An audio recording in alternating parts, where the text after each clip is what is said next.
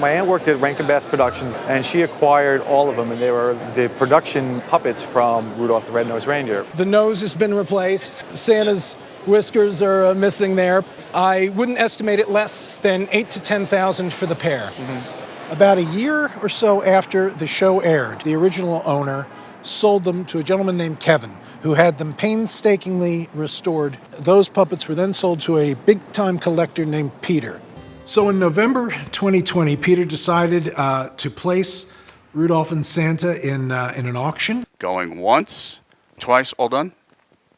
And sold. The next chapter for these wonderful pieces, which made me so happy, the buyer, an anonymous bidder, donated them. And they will have a semi-permanent home at the Center for Puppetry Arts in Atlanta.